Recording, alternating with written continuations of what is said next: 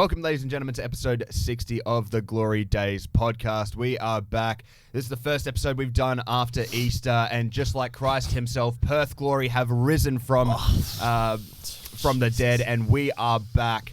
You know, it took a while. Stop. I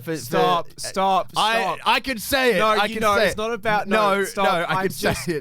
No, stop. No, I'm not. Stop. Welcome back, Will. Welcome back, Will. Thanks. Yep. That's gonna probably upset quite a few people. I'm Catholic. I can say it. It's fine. That's like saying that I It's have. fine. Like, that's not. James, your call. Do we restart or do we keep No, moving? we keep going. No, we keep it going. I was just going to say welcome, Dan. Oh, thank you, James. I appreciate that. I was about to welcome our guest here until William rudely interrupted I'm not trying to be a pain, but that's just that's a bit much. Shut up, Will. You can say that in the middle of an episode. Shut up, not to Welcome start. back, ladies and gentlemen, to episode 60 of the Glory Days podcast. We have a guest, another guest. Yay! Nah, but this time It is our first outside of the club sphere guest. That is Dan Gregory, THFC Dan on Just doxing him casually. Well, it's his Twitter It's fine. account. Move bro. on. Like, It's fine. so, do you want to introduce yourself to the viewers at home? Yeah, I'm Dan. I'm from Townsville in North Queensland, mate. I do support the North Queensland Fury, but they're gone, so I go for Macarthur now. Yeah, that's basically it. Please leave your condolences in the comments. Can we get F's in the chat for North Queensland Fury? Shut up. Fuck him. I think Just because you never beat the Fury in an A-League game ever doesn't mean you can take it out of it. It's sad that we'll never get that opportunity again, unfortunately. We got Robbie Fowler off you, so I don't care. Yeah. This is true. I mean, it's not like it did us much good, to be fair, getting Robbie Fowler. But all the Liverpool fans enjoyed it, to be fair. So how did you come to support Macarthur, being a North Queensland Fury fan? So, obviously, I grew up in Townsville. North Queensland Fury was around when I was 4 or 5 or 6 years old. After that, eventually, they folded. The NPL team folded. Not a whole lot after either. So, just wanted to find a team. Macarthur came about. We just happened to know the CEO at the time, Rabbi Crane. He's now at Wynnum Wolves in Queensland, and also I think he's in charge of Solomon Kings in the OFC Pro League as well. Oh. But I've just been stuck with them ever since. So that's how I've come to support Macarthur. Fair enough. Absolutely fair enough. A legitimate reason for supporting an A-League club outside of geographical location, and which Not is really. Well, I think that is a legitimate reason. No, I'm kidding. It's better than my reason for supporting Man City, which is like, I like blue. Yeah, that's fair. like the colour. But to be fair, your brother is a big Brisbane fan. He, even though you guys were rivals growing up as the Fury and the Brisbane Roar. Yeah, that's why I don't support Brisbane. It's because they were rivals. So I respect that more than I do respect that, to be fair. I do respect that. All right. Well, fan comments? Yep, fan comments. There's plenty to discuss. There was loads. Well, I think that people tend to come out of the casuals tend to come out of the woodworks when we win games. But Should I get the Instagram up and you do the Twitter, James? Sure. All right. Okay. Hopefully, Instagram. dear viewers, the audio works this time. We've had some issues with it in the past. I do blame Josh for that, but anyway. Which is why he's not here today, by the way. Yeah, we kicked him out. Yeah. He's fired. Sacked. Do you want to do Instagram or Twitter first? You do Instagram first. All right, first. Okay, we got Ali G. Who's that? I don't know. Seems like a dickhead. Yeah, I agree. Pennington must win the MGP. I'll walk out if that happens. We got, oh, come on. He's a tight top goal scorer, bro. We got Kim Hawkins. Great game. Pennington was outstanding. He's so good to watch with Brian a close second. I think those two, Brian and Pano, are up for MGP. Just one of those two this season. They'll be up there. It is going to be one of those easily.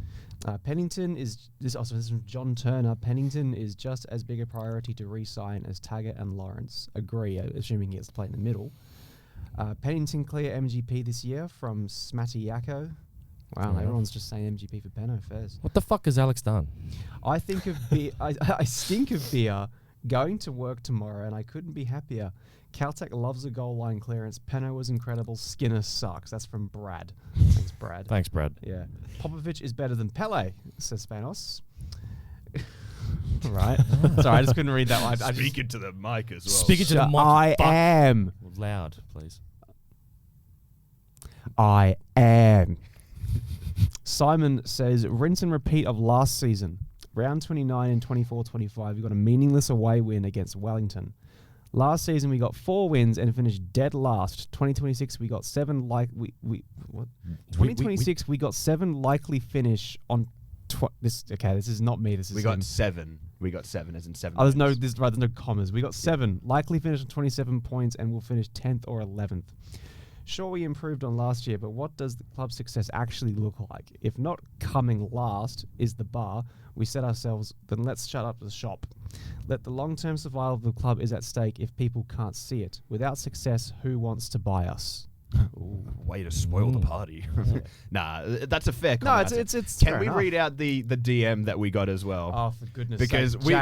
we found out something very funny, and that is, so for those of the people at home that wouldn't know, 2 people control the Glory Days Twitter, which is James and I, and then 2 people can have access to the Glory Days Insta, which is James and Will. Yeah. Now we got a DM last night from Maxime. Thank you very much, Maxime. We appreciate that. We found out that James actually has some words that are blocked from us receiving on Instagram. We didn't know about this, or at least Will and I didn't. Really? But Yes. One of the words that is blocked is penning goat. James has blocked the word penning goat. We got a requested DM last night from Maxime. Right. He sent Pennington's goal. You could not read what he said until I unblocked it in the settings because it said this word has been blocked due to your setting preferences, and the word is penning goat. So either I've done it and I've forgotten, or you've... No, I promise for as much as I've wanted to, I've not blocked that. So it might have been Will. That is I just find that funny that the Glory Days Pod official fucking Instagram has the word penning goat blocked. That's a disaster. But I think it's purely... Maybe Instagram just did it because it knows how annoying you are. But Maybe. Yeah, I think so. I would like to take credit of coining the term penning goat, to be honest. So anyway, shout out Maxime. That was very funny. We had a good laugh at that at the game. I also will just say really quickly, a quick shout out to a fan in Macarthur, Mason. He found out that I am currently seeing his brother's sister. No, wait. No. Anyway, he knows he's his brother's sister. Where is this going? No, Sorry? okay. No, His brother's sister. No, sorry. I completely stuffed it up. My girlfriend's brother's friend is Mason, and he was just talking, and he randomly found out that it was me, and he was like, "Oh my gosh, that's so sick." Whatever. Anyway, I just want to say shout out to you, mate. I'll come down Macarthur and have a chat about the club. He's also very upset about everything that's going on. Shout out to Mason. He said he listens to the pod and he thinks, these guys know it's spot on. Because obviously he doesn't get to watch the games much. They're allowed to say we're full of shit. Yeah, he's allowed to say that. No, but he agrees that this is all crap. Yeah, so why would we be? We're always right 100% of the time. Anyway, shout out to you, mate. You made me feel like I was probably a bit more famous than I actually am. I'll jump on Twitter. Here we go, Pockle. Fuck. Pockle! Wait, can I? Sorry, before we get into, can I just read one thing I got from Pockle last night on TikTok? Sure. Okay, so when I'm at the Glory Games doing matchday vlogs and I manage to get footage of the goals, I'll post them on my Back 4 podcast TikTok. I got one comment last night from Pockle that said, hold on, let me find it. Gosh, I feel bad for everyone sitting next to you. Bro, like... Good thing I wasn't. That is me. I opened my phone and I see that after the Pennington goal. I'm like, oh, well, fair. Thank you. Also, fun facts about the Back 4 podcast is that Daniel actually owns a stake in it. He does. Oh, Sorry, Jesus. we haven't mentioned that. No, Dan actually owns a stake in my channel. He invested into whatever it is. Yes, I'm not gonna go over like the logistics, but you know, this is actually Alex's very first fan in terms of like actual like number one fan. Number one fan. Number one hater. Number one hater. Well, you're now number one hater. Yeah, because, but it's like when you put money on a team that you hate. Like you want them to lose, but at the same time you know they're not going to lose. And Dan knows I'm not going to lose because I'm like a serial winner, bro. So like he's got his money in early, which is like fair enough. Man. Like no, Pockle. Pockle has he's decided to comment, not wanting to kill Alex this time. Aww. So that's so you live to see another day, Alex. Pockle said our club is so shit that Pennington is getting man of the match. Sad face. Why does he? Okay, what's wrong with Penno? Because of Alex. Maybe 90% sure. He's a good player. Yeah, but his goal was scored in the middle of the field. He wasn't out on the wing when he. I did not say that he's a good left winger. I said he's a good player. No, I do remember that debate that we had on that one episode that just happened to be one of the most viewed clips of all time. And you know what? I was speaking to the Freeney family last night. Right. Okay. And they did bring that up. What? They brought up how I seem to have a real talent for reverse jinxing. And they brought up the fact that all of us predicted a Macarthur loss last week, and they actually, a Glory loss to Macarthur, and we ended up winning. And then I think I ended up bringing it up about how a lot of us have a history of reverse jinxing, but I'd say the peak moment was me saying that the Wanderers game wasn't a game for Despo, and then Despo scored the match winner. Yeah. And commented on my match day vlog. Yeah. He just had to make sure that you knew that he knew that. Yeah, that was a shit take. Sorry. Speaking of that one, really before I Despo, forget, I'm so sorry. There's so much that happened last night. Mitchell needs to watch out. What is Well, this? that sounds like a very empty it threat is. for this Smeets podcast. No, yeah, because friend of the channel Mitchell Smeets, he put a comment on the Glory's lineup and said Gabby Popovich starting. What am I seeing? That kind of thing. Right. Like it was like a negative comment towards Gabby. Yeah. After the game, he checked his likes on the comment. Gabby Popovich liked the comment after the game. And you know what? Shout out Gabby. Yeah, man, that's Shout out cold. Gabby. That Shout is out Gabby. cold. That's cold. Yeah. I respect out, that. Shout out Gabby. He could have done the whole Mitch Duke like. Wow, you got wow, a you have serious a serious problem. Why are you pointing at me? It's like I didn't make that comment. He's not Mitch Duke. What? If we had Mitch Duke, I would not be referencing that Twitter comment. Anyway, moving on. We're getting distracted. Ethan, he said, Yes. two maiden goal scorers is really great to see, and the wooden spoon is basically avoided, which is a relief. Yes. If they drop a single point, the Wanderers in their last two Which games, they will. we avoid the wooden spoon. So Yeah, I think they've got some tough fixtures coming up, so yeah. It's Wellington and Victory, I think. I could be wrong. I know they have Wellington. I don't know who else they have. let me check.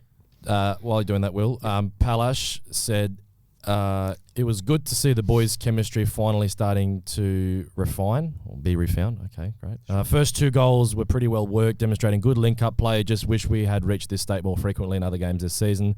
Matt Sutton should be saving that goal, unfortunately. Will did say this last night. Yeah, so I Hologram hands? It's victory, by the way. It is victory? Yeah, no, I was saying like it feels like every goal we concede, maybe like 60% of them, Sutton gets a hand to it, and it just isn't enough to parry. I'm like, this guy's got like the wrists just fall back. And it's just, I don't. I wonder how Christos would have felt watching that. I have If he exists. Yeah. Seem a bit quiet. Oh no, Christos would feel it. If that really is your name. If that even is your real Fucking name. Yeah.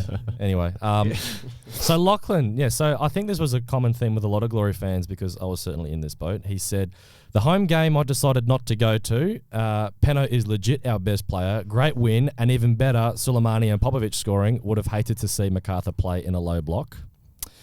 Yeah. Yeah. I was very surprised with how open Macarthur were defensively because we were discussing this on the way back to the station afterwards. Macarthur on paper have a very, very strong team, especially their midfield. I'd have to say is on paper probably one of the best in the league. Their defense is not bad either. Like centre backs, there's a few issues because they're a bit slow and they're aging, but Even their midfield's quite old, to be fair. yeah, but in fairness, it is an older squad and a more experienced squad, but there's a lot of good physical quality there, especially with guys like Caceres and Bratton, and then you look in their defense. Those two I not think- physical. Not them two, not physical for me. No, They're more your Physi- technical physical, players. No, physical is more than just bodying. I mean, like good physical capabilities in terms. Do you mean of stamina? That I include that with Right. physical, Okay. But Dan, do you have any thoughts on that sort of Macarthur lineup? Because you were not best pleased last night. Look, personally, to start off with, I'm sick of seeing Shimei Gurjan on the team sheet in general. Whether it be starting or on the bench, I'm over it. The social experiment is over. Can we Fuck him please, off, get him out of the country. mate? I'm sorry. I'm sure he's a nice bloke, but I'm sick of watching it. It's an NPL player stuck in a good team, unfortunately. For one, he's got to go. Like Hamzawi, in terms Yes. of like, it's just not He nice is. guy, but I'm sure he's just not up. Yeah. To Has he got a scratch. goal this season?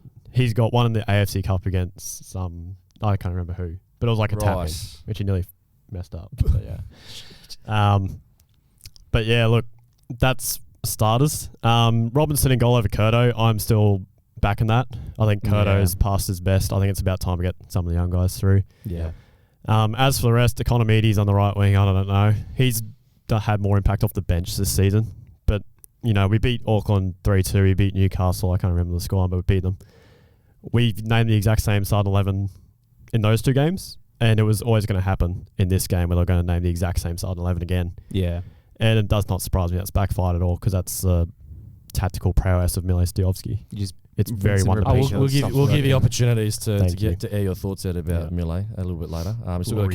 Still got a few more comments. We've got James Merrin. He said, "Fuck, first home game I've missed in years, and we win. Am I the curse? Bloody bugger me." James is the curse. Sometimes when you have nothing to play for, you just go out and have fun and play football. Good win. Jamal Lowe. Despo and Pennington, great performances. Shamoon needs to get binned, though. Labib deserves a start versus Sydney next week over him. Got an assist. I thought Sharps didn't have a bad game, but Labib off the bench was fantastic. He's very good. Fantastic. Assist and just really strong in defence. Oh, no. Stompy. Stompy. That is a comment. We'll send you to Greylands because we'll just double-check everything's all well up there. He said Tom Lawrence who? He's done that. Oh, my God. Oh... Yeah, I might make that my profile picture, bro. That's a great. You know what? Honestly, I respect it, man. Someone send that to Gabby.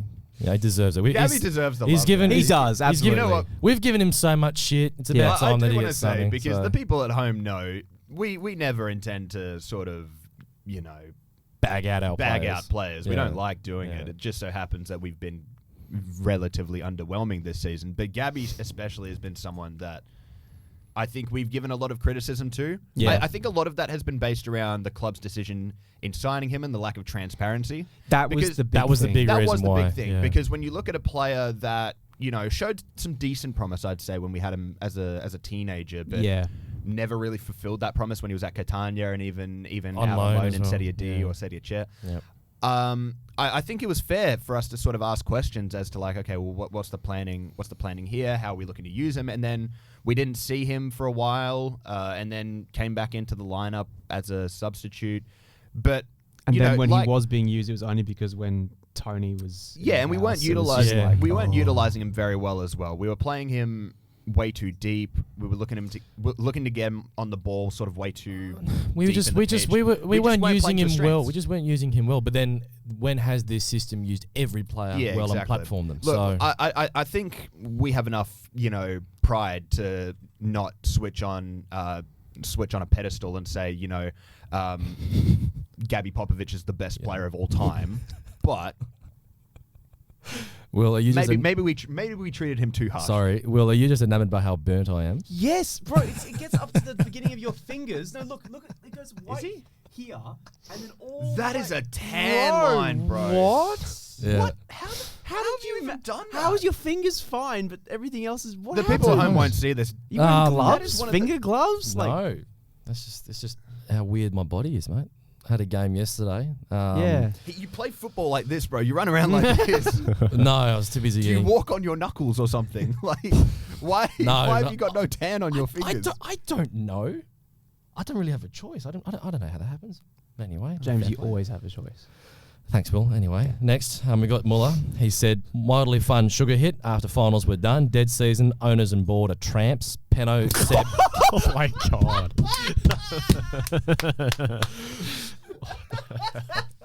Penno, Seb. That's a mental statement.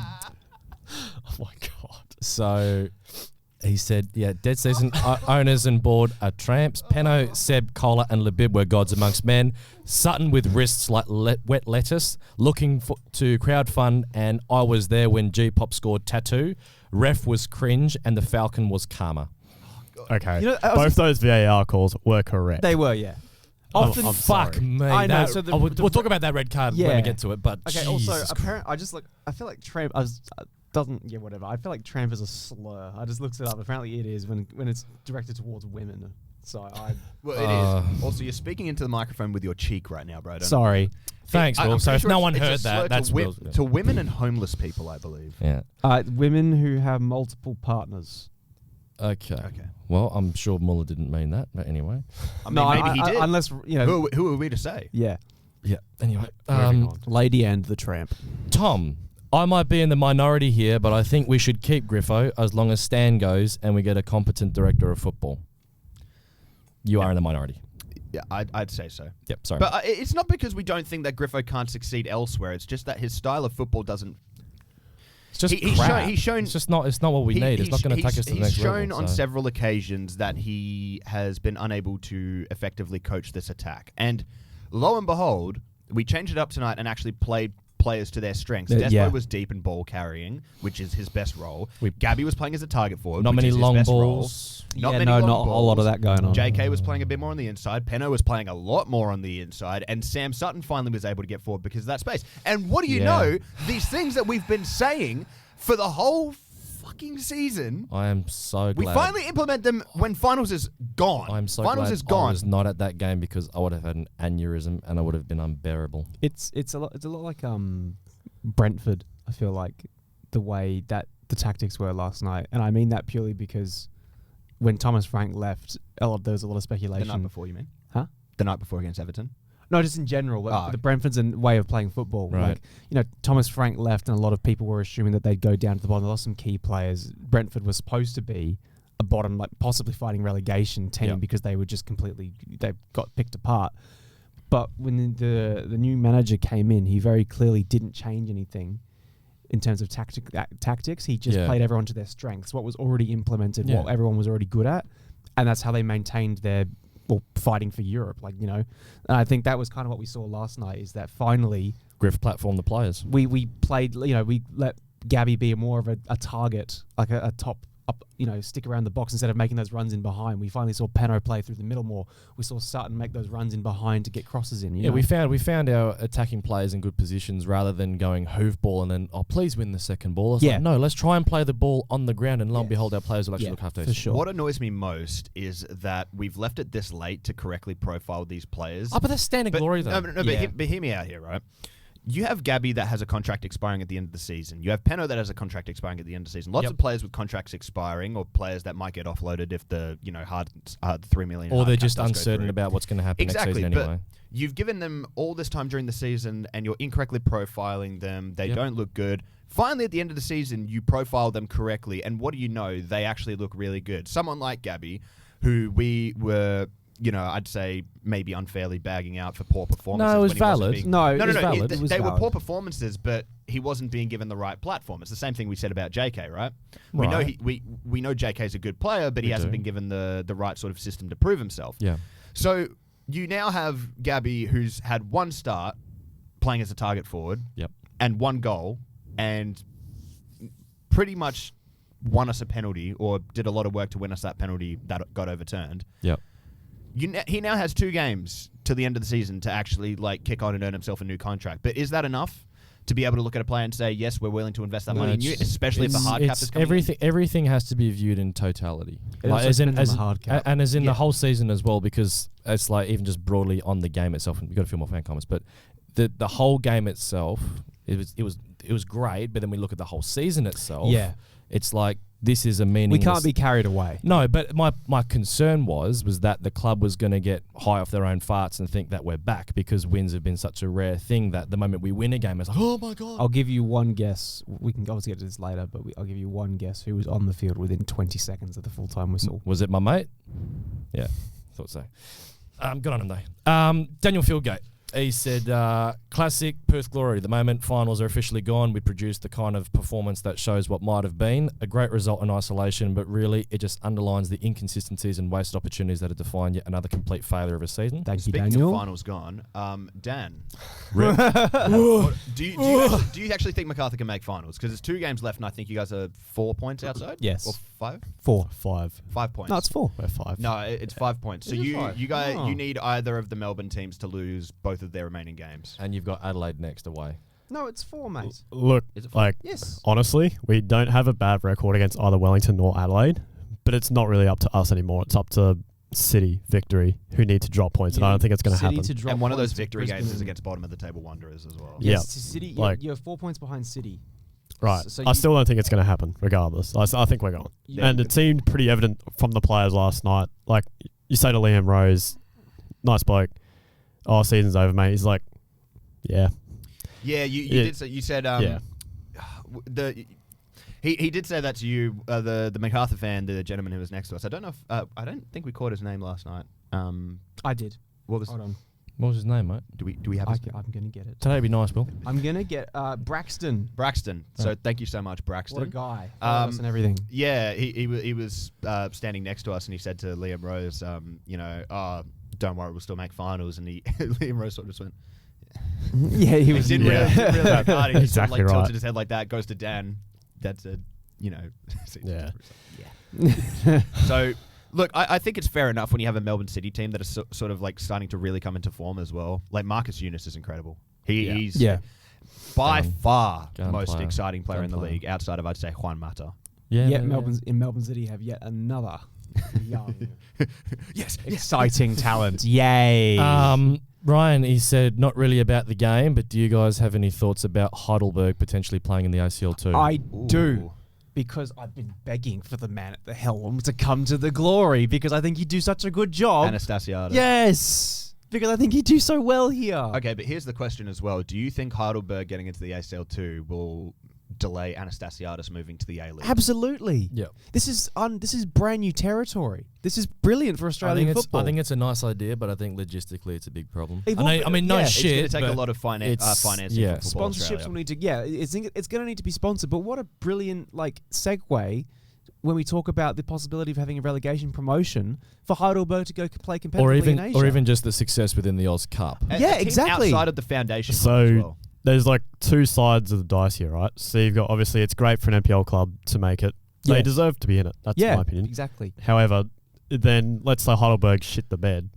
What happens to our coefficient then? It then has a knock-on effect for the rest of the country for the next 5 or 6 years because that's how it affects. I think that is the only. It's kind of like you're taking a big gamble regardless. I want to see him, but we also might have to put the consequences of that, which might mean losing an Asian spot in an Asian competition. No, that absolutely is fair enough. Like I said, it is going to take a lot of financing from Football Australia. And I think that can be controversial because once you start getting Football Australia in force financing specifically, then there's questions of, okay, well, how much of that financing is going towards travel costs and covering all of that, and how much is going to actually funding Heidelberg to build their team? If it starts getting to a point where Football Australia is actively helping Heidelberg fund a team that is able to play in the ACL too, then it starts getting into territory where I don't want to see it. That's fair. I don't want it to be at a point where we're like Saudi, where we have the governing body or the royal family in the royal case. family, funding football clubs to go and compete at the top level. It shouldn't be like that. I think it should. I think it should purely be for expenses of travel and things. I agree. Let Heidelberg do whatever they need to do with their own investments for the players, but money to help with travel. The thing is, I genuinely don't think that Heidelberg have a squad that is incapable of winning games. No. Especially in the ACL 2. You look at how the Mariners essentially dog-walked, when they dog-walked the ACL 2 or ACL 3. I can't remember. 2. ACL 2. Yeah. They faced a team from, what was it, Kazakhstan in the final? Something like that. No, they played a team from Lebanon in the final. Oh, Lebanon. Sorry. Yeah, sorry. Right. But the Mariners looked so dominant, and I think that comes down to coaching. It comes down to coaching in your squad. That is true. But there's every chance Heidelberg could do well because of their coach and because of the squad that they've got. But I also think there's going to be a lot of investment into the club if they do get that spot, and I think that is going to be very good because they are a club that's sort of on the outer skirts of being one of those clubs that is going to obviously come into the second division when it does come in. Yep. But you look at those clubs that have those big sort of sponsorships and finances like Preston, South Melbourne, Avondale.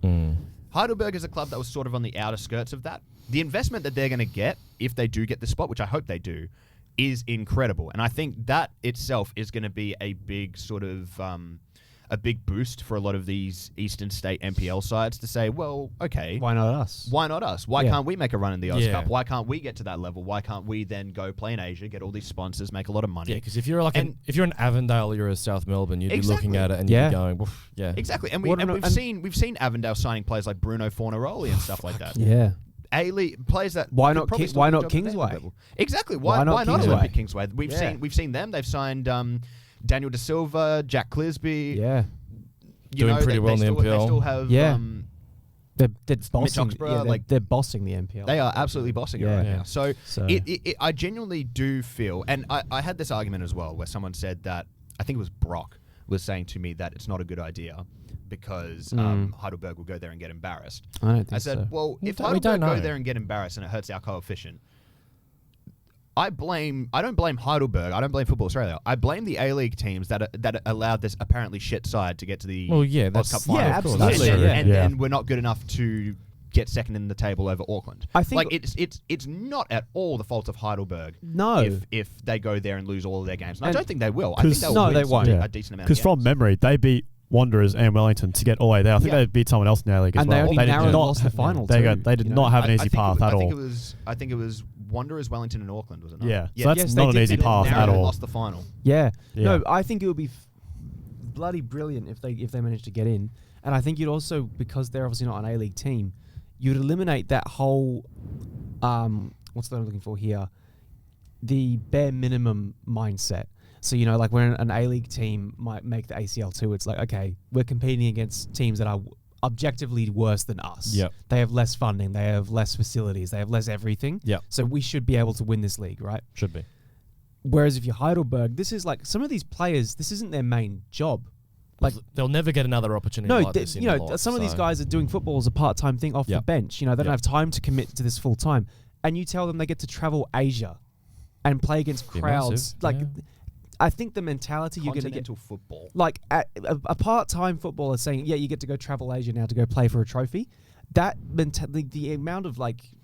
Well, what efforts that would shoved that into it. that do for the community of Heidelberg though when they have incredible. Asian Yeah. clubs coming over Yeah. to their stadium? Sell out games, mate, every night. Yeah, I'm so... definitely- I I'm would be curious to see where they'd play their games out of. That would be my only Yeah. question. But it's- But it would be a huge boost, I think, for the NPL Victoria, Yeah. for the NPL in general, and especially for Heidelberg.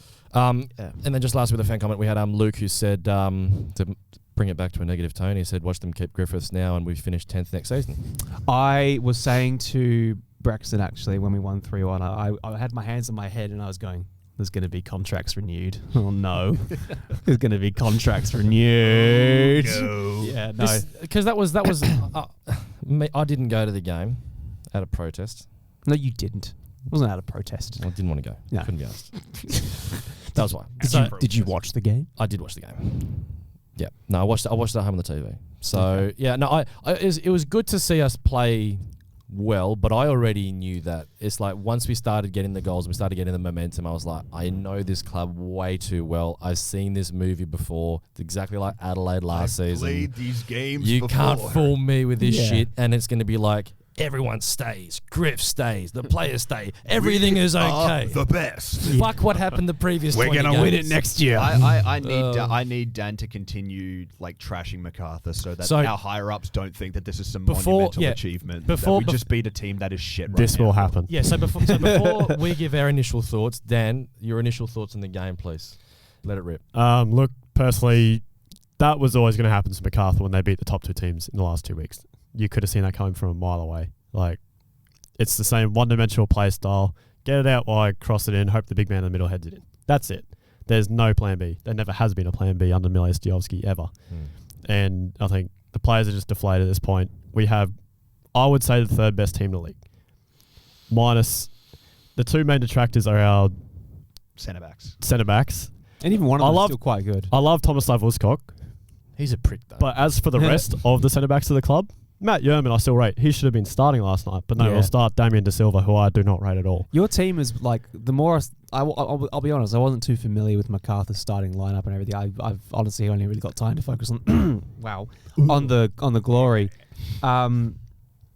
But as the players were coming over, because once again Alex and I were in the away bay with Dan watching the game, and we were trying to hide to make sure no one noticed us. But it was fun. But as the players were coming over and we were watching them talk to all the actual Macarthur fans, it was like the A-League All-Stars. Caceres, Bratton, Yeah, mate. Duke was there too. Even like Yerman, Damien De Silva. It's like, how the fuck did Macarthur have the money for those players? Yeah, it's like, wow. I didn't realize how many solid, middle ground A-League journeymen to really good A-League journeymen that are really still decent that Macarthur had. I was like, geez, this team's really stacked. That's crazy. Yeah. But then to play the way you did, it was so stagnant and so boring. It was like, how are you going to have Mitchell Duke and Bratton and Caceres as your pivotal moving up front, and all you had was that? It was quite. It's because it's as simple as if you know how you play, which is just get out wide, cross in the box, head in. You can stop us any day of the week. Even it's not difficult. Vickery too. I was just like, wow. There's no plan B, and Griffo's figured it out. I give it to him. Griffo's figured it out. Lion it's not done difficult. It's really not difficult to figure it out. You didn't play a low block, that's why. If you did, it would have been a different result. Telling you now. Because it's just so the other way. Yeah, it's just so one-dimensional. There is no plan B. The second it starts not working, what do we do now? Why do you think he got the job? Stiovski? Yeah, why do you think he got it? Because he was there. Yeah, that exactly. Because he has his license and he was there. He was coaching the NPL team, and when Dwight York got sacked, they kind of we've got no one available, and then they shit the bed and took him. Fair. So is he off contract? He's still got another year. Obvious question, but would you keep or get rid? See you later. Do you want Griffo? Here's another question. Former Macarthur coach that is currently available in the market. We've discussed him in previous episodes, but Ante Milicic. I have spoken to Macarthur fans about this. They don't necessarily want him. The first season, because he was our inaugural coach for the first 2 seasons. The first season was okay, but we also had quite a stacked team. We had Adam Federici, Matt Derbyshire, to say it's the other Spanish bloke, forgot his name. Benyat was his name. Yeah. The second season, once those players left, it was more exposed. There was not really much going on in that team at all. So who would you like to see then? I was keen on Ufuk Talay, but obviously that's not going to happen. happen. Now he's a wanderer. Yeah. Now I don't know who I want. Carl Viet, maybe, to give the players a bit of a shake-up. Hands off him, that's ours. No. I will say, Macarthur are in an interesting point right now with their squad where I genuinely feel like you're in the need for a big rebuild after maybe next season. I do feel like there needs to be more investment in that defense, especially that. We've been calling for 3 years because centre backs over the last 3 years have been Yeoman and Uzcock. This season, let's get another 38-year-old. Yeah, it didn't fix anything. No. We had one good centre back, which is Ollie Jones, who was 21. The second he starts playing good, sent him to Denmark. See you later. Yeah. So you got a good fee for him. I remember it was 400k, and then Arias Peel was 600k. Yeah, a million between the two of them. That was pretty good business, I will say. Look, I think that no matter what, in terms of goes for every A-League club too, maybe bar your Sydneys and your Melbournes, that this off-season, assuming that the cap does come in, is going to be one of some of the wildest, most... This is going to be chaotic. It's going to be every man for themselves. But you know what I think this is going to also do? I actually think this could be a good thing for the NPL. I think that there's going to be a lot of players that are looking to sort of maybe looking to not necessarily, maybe older players that won't really want to do football as a full-time thing at the moment and know that they can get A-League level money playing for an NPL club because they can just offer the same. Because from speaking with a lot of people from other podcasting and stuff that I do, apparently clubs like Avondale and Preston, South Melbourne have roughly similar player budgets to what a 3 million hard cap would entail. Yeah, that doesn't surprise me. Their player budgets will be somewhere between 2 and 3 million. Yep.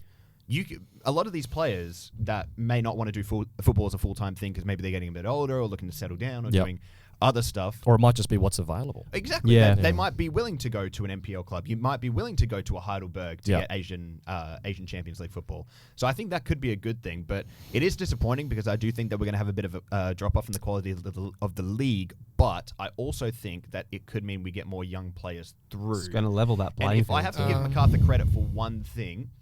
and the Mariners, I'd say as well, is that you guys are really good at poaching from the other Sydney clubs, I will say. Yeah. I think it's Will Mackay, is it? Will Mackay, yeah. Will Mackay.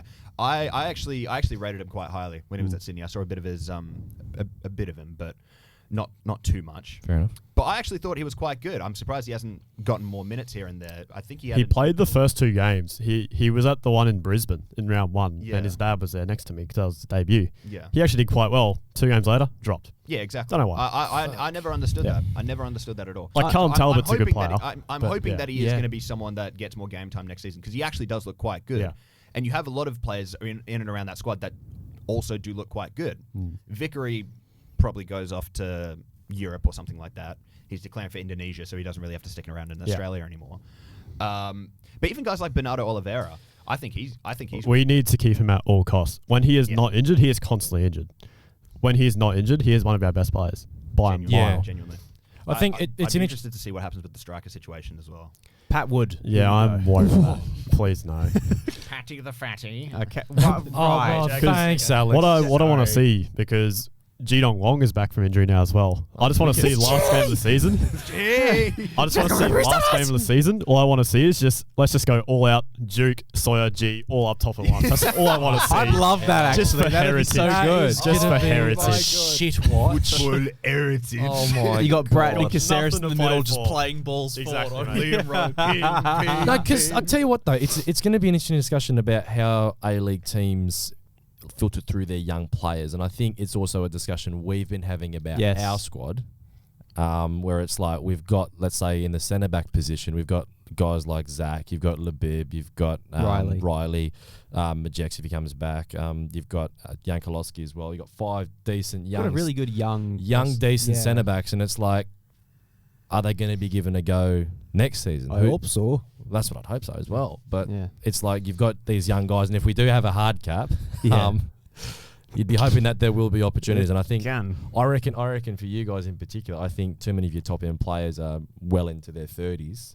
And it's like, where's that next crop? And if you stick with Milo Stojovski, will he give those guys a go?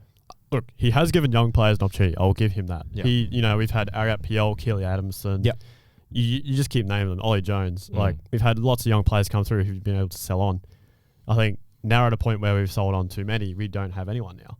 Yeah. So, we've got Franz Deli. I'd like to see him get a chance for once in his goddamn life. I'd really like that. Soccer X legend, by the way. Mate, he never even played a game. But him and Majex up top, bro. Let's do that. Mate, like, Deli I want to see given a chance. But other than that, I'm really worried because there doesn't seem to be a lot going on the NPL team right now. Do you think with the new hard cap, if it does come in, this is going to be this next season when people adapt is going to be a case of who has the best academy? It honestly could be. I wouldn't say next season. I would say maybe in like 5 years' time. No, I think it'll show which clubs are well run and which clubs can plan well. So if I'm looking at a club like Adelaide, I think they're fine. They're gonna. If you've got City will be absolutely fine. If you've got a good supply line of young guys that are coming through and they come through into a good environment, then they're going to be sound. Yes, I think. But if you look at a club like us, for example, while we've got some promising young players, if we go with the same mindset next season where it's like, well, we're going to have a squad of 30 or we're going to have too many fucking players that'll be, doing nothing on the sideline, then you're not going to get them in the right environment consistently. Yeah. And the thing is that they haven't been getting consistent minutes as well. Like you look at Sydney with the likes of Thiago Quintal, and Matthias McAllister, who probably should have gotten more minutes, but he is in and around the squad. Akol Akon. Yep. There's plenty of players there. You look across at Melbourne City, you look at Benjamin Kutleshi, you look at Max Caputo, Romani. Marcus Yunus, if they can bring him back permanently. I doubt it. Shillington, Antonio, Lawrence Wong. Yeah.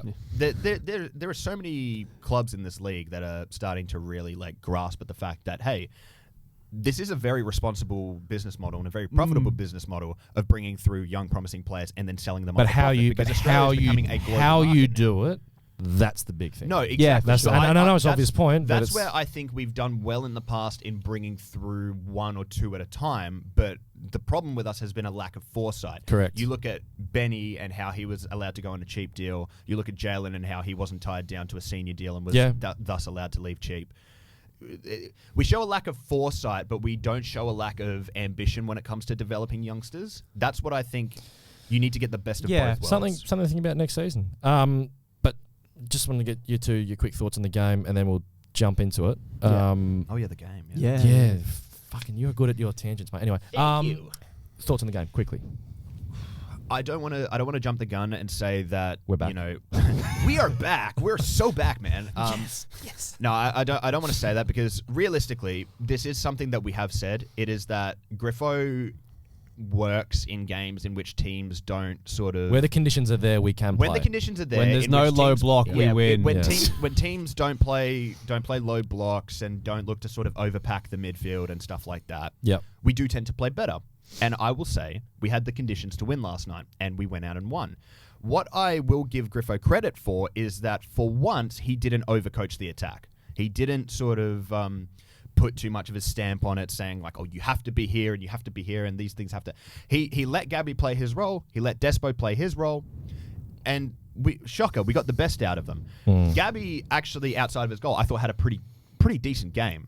Despo was one of our best players, in my opinion. Got the assist for the first goal. Played in his a bit of a hit here and there assist because it was like a little... Doesn't matter. Little deflection, but it was an assist nonetheless. Yeah. But shocker, when you play a kid who's come through the academy as a 10,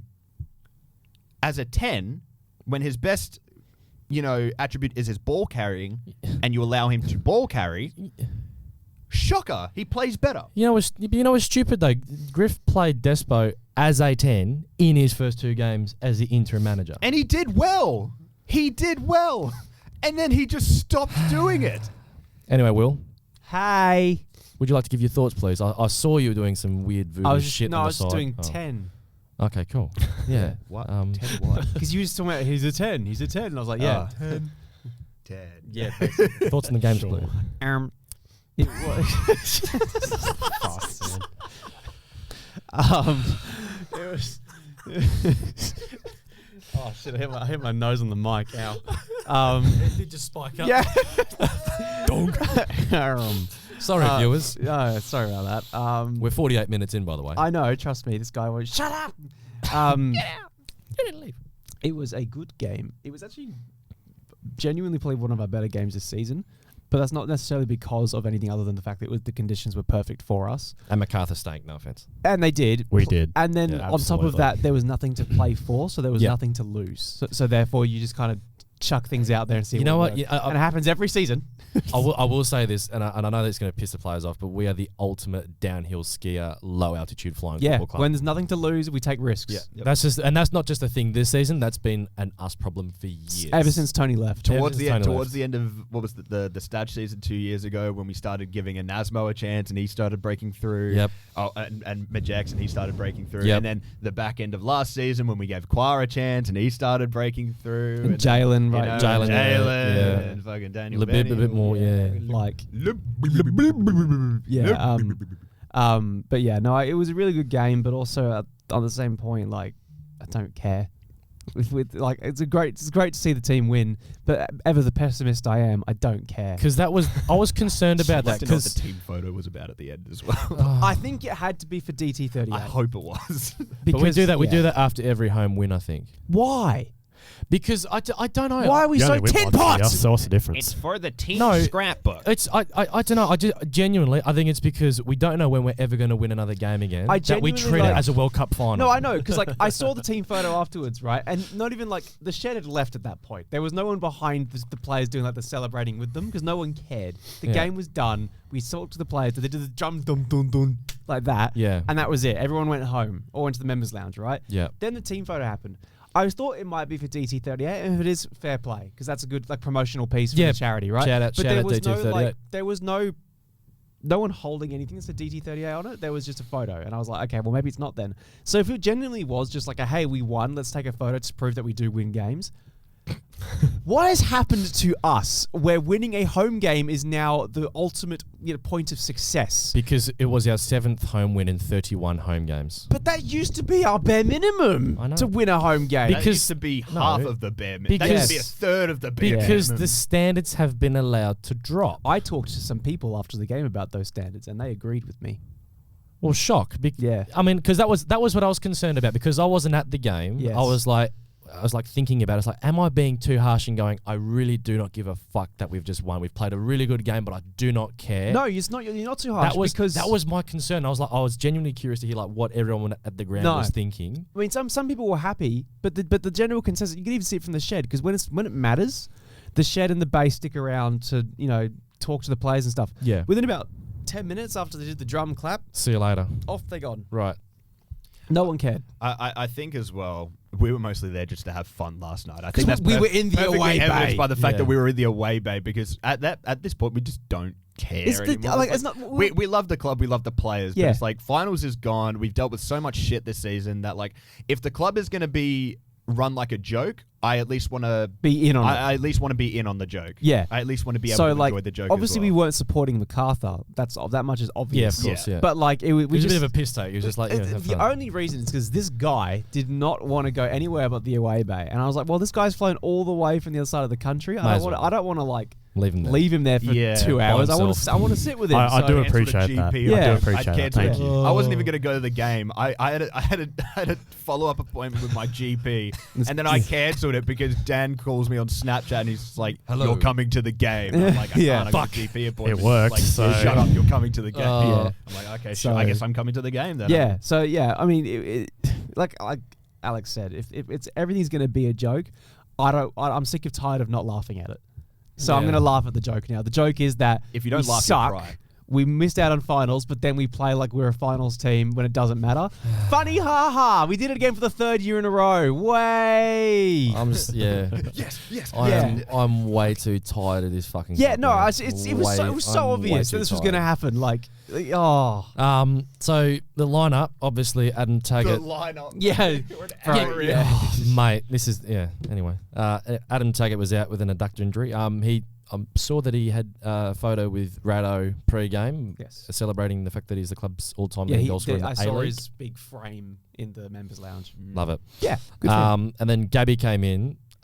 Look, I did have to eat a fair bit of humble pie because I did tweet out, basically as soon as the lineup went out, I said Gabby starting is nightmare fuel. And jeez, he shut me up. He'll find you. That's right. Yeah. I've said a lot of shit this season and the players have gone. Yeah, but like to be completely fair to Gabby in this situation, and I did say I wasn't going to backtrack, and I'm not. Yeah. But I did say this to a couple of the boys in the lounge afterwards.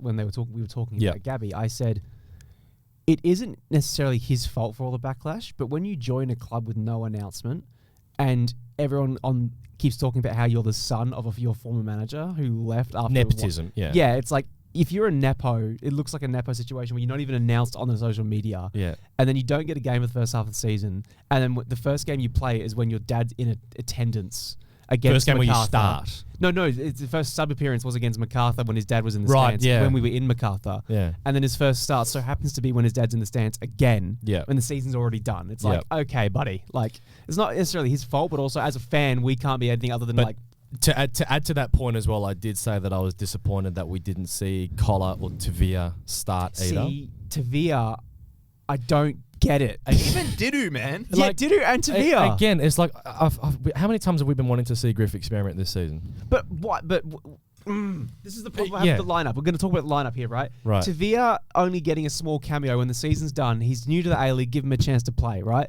There's no reason why he shouldn't be playing a full 90 because he clearly can and he's clearly good enough. Yeah. Didu is fully fit, ready to go. Gets a few times off the bench. Really impresses. Like all you have to do is watch the full 90 technical. minutes. He's got a fair bit. He's got something about him, and this was the kind of things that were happening with Benny and Jalen. All those players, they come through through the academy into the starting team, and all of a sudden they're like, "Oh, this guy's got something about him." And then you give him more time. Now he's not even selected. No, he was on the bench. I think was he on the bench? I'm pretty sure he was on the bench. He just didn't get minutes. He was on the bench. Yes. Oh, he was, okay. Sorry, but he could have fooled me because I don't even why would you not bring him on? I just don't understand it. Like what's he got to do? No, I don't understand. The season's done. You give your young players a shot. Yeah. I just don't understand what else he could have done. Yeah, one thing we did find interesting as well is, we were speaking to the players in the members' lounge as we always do, and shout out to the players that always do come and talk to us. It's always a pleasure. Yeah, it is. Yes. We managed to speak to Luca for the first time last night. Yes, lovely guy. Luca, lovely meeting you as well. Yes.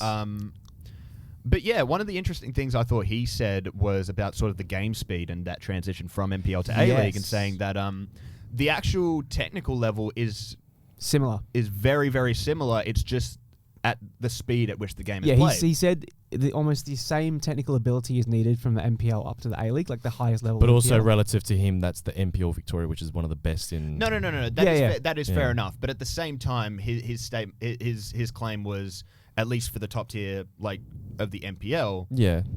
It's very easy to transition to the A-League from the NPL as long as you are able to up the speed of your game, which Luca has shown he is able to do. Yeah, so maybe in the NPL he had a few more seconds to get across. But we're also not even platforming him to be in his best role. This is another thing. He's an 8. Pennington is an 8. And this Freeney is an 8. Timmins is an 8. And this silly fuck plays him in a double. Griff, why?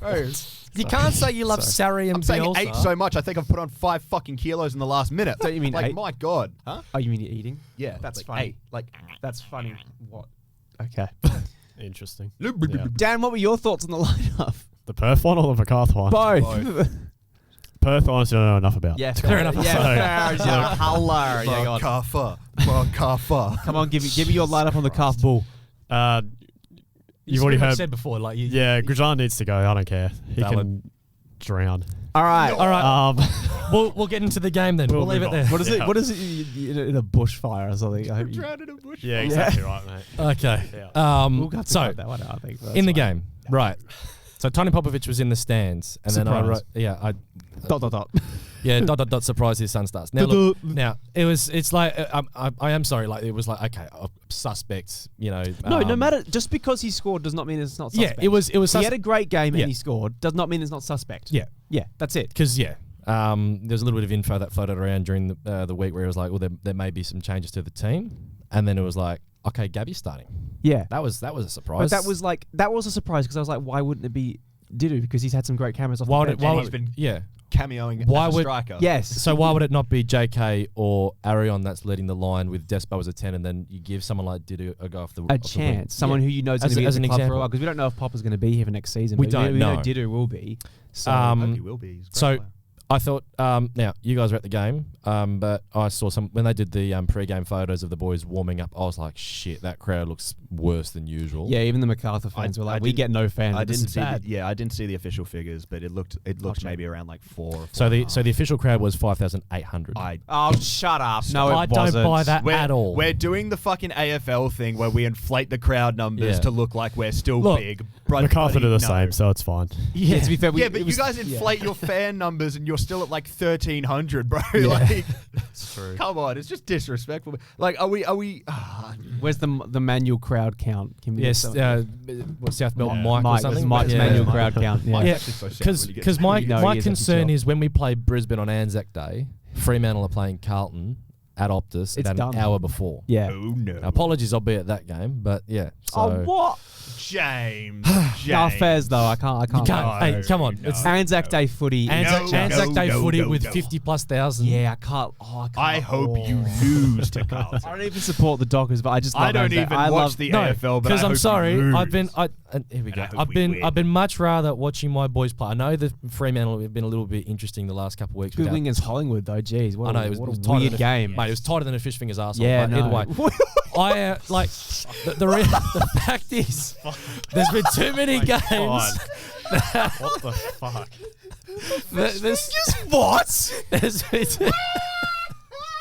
There've been too many tight games and we've won them. And he's got a vein on his edge.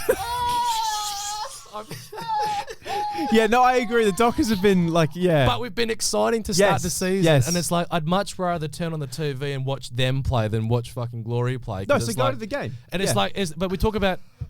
I'll let you calm down. Yeah. But when we talk about projects, right? Yeah. So the Dockers, if they're at the start of the season, if they're like, look, we want to finish top 4 and we want to try and make a prelim, get a premiership, try and win our first flag, because obviously the goal has to be premiership. The goal has to be premiership, and then it's like you see it, and there's belief, and it grows each week, and they're going somewhere, and you're invested in the team. Yeah. Possibly, but we'll see. But then you see Glory, right? And it's like, we're going to make finals, we're going to do this, we're going to do that. And then it's like it's the reverse. You get nothing all season, and it becomes good at the end when it's too late. Too late. Yeah. It's like the Eagles, actually. So just never have hopes and dreams, and you'll never be disappointed. Yeah. So cheers. I thought Gabby did have some good touches to start off with, and I think what was clear was he was trying to prove a point. Not that I blame him, but I think he was. No, of course not. I think he was the most to prove. He was trying, because I think he probably knew like there were Glory fans that will just have that agenda because of his dad, obviously, and just there's that nepotism and factor. the whole just quietness of Yeah, everything. but the fact that he had it wasn't a perfect game, but I could see that he was trying to make something happen. He didn't do anything he knew he didn't have to do. Like, if he had to pass backwards and reset the play, he would. He played a perfect target forward game. Yeah, he did. He didn't try to do anything special. This is one of those scenarios where I hope we do have some clarity. At least the club doesn't have to tell us anything, obviously, but I hope the club does have some idea as to where we're going with the coach for next season. Because if they are someone that would look to utilize a target forward, maybe you do look to keep Gabby on for one more season. I'd want to see him playing a lot in the NPL during the off season and trialed out as a target forward with Despo behind him, because both of those players are eligible. You can have Didu in there, you can have whoever. But this is where we need to start planning for next season. Will's made a good point of this in recent weeks, saying this is the time where we need to be looking to next season, saying who's going to be the manager, who are going to be the players that they want to keep. You do it now. You don't do it in preseason. You don't do it in fucking match week 2. You don't just get the assistant coach in like we've done every single time. The funny thing about Popper as well, just before we move on, I've always thought about this. If people are casual fans, obviously there's probably quite a few Glory fans that are casuals. Yeah. If they weren't like on top of the Glory is just everything, one day they would have attended a game and Gabby Popovich is on the bench and they're like, where did he come from? Because there was no announcement or anything. It was on the website. So if you just didn't go to the Glory's website, you would have no idea he played for the club. So you'd be like, oh, what? Why is he here? I didn't see that on Instagram. Yeah, what? Where's the announcement? Yeah. Now, the Bratton red card.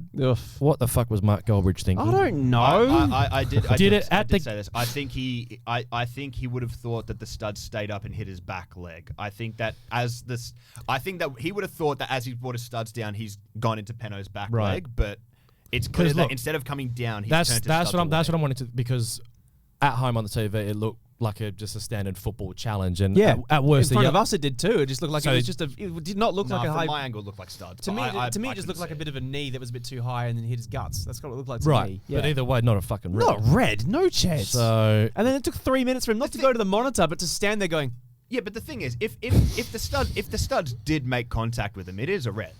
Yeah. But I understand. Yeah, but they didn't. I understand, but it is no. But what I'm saying is, from the referee's angle, I think he would have thought that the studs would have hit him on the hip or the top of his back leg. Yeah, but they didn't. No, but that's why it's not a red card. They did.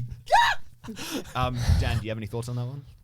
Look, VAR got it right. I think it was pretty clear from our view that it was yellow. I don't know what you just saw, but none of us were like... No. On the replay, I agreed with you. As soon as I saw the replay, I agreed with you. No, but Dan and I saw in live, and we were like, that's not red. Dan, you probably would have been like, jeez, fuck, 3 minutes. I know Braddon is 35 years old. Yeah. He's experienced enough to not be that fucking sorry. Like 3 minutes into a game. Cut this out. We can bleep it. Okay. What minute is this, James? It's all right. James knows. I'll take a note. 104. He's not stupid enough that 3 minutes into a game he's going to get sent off. Yeah. You just know that straight from the off. Yeah. You know, Shimoga's on the other hand, 50-50. Braddon, nah. Fuck. He's not stupid. No, right? that is fair enough. So that was, I was giving him the benefit of the doubt straight away, being like, I'm pretty sure that was knee, just like, you know, he's raised his knee and kind of flicked his body, hit him in the stomach, whatever. Yeah. That's what it looked like. I think so I was like, the right call there. That's why I had such head loss at the time. Like, I will there's say, no answer red. Something that I hope Gio gets into his game is Bratton was very, very smart with his challenges after that yellow card. He was on a yellow card the whole game, but he was still able to make those like sliding challenges, those last-ditch tackles, because he times them so well. Because you know how many yellow cards Gio's got this season? 6? 7. I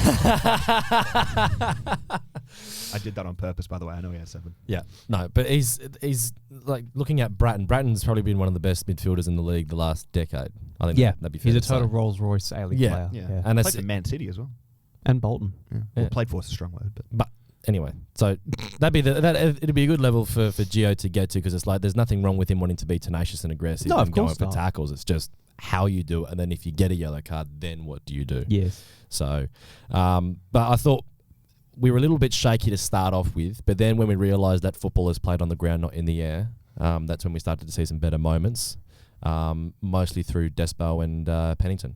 Yes.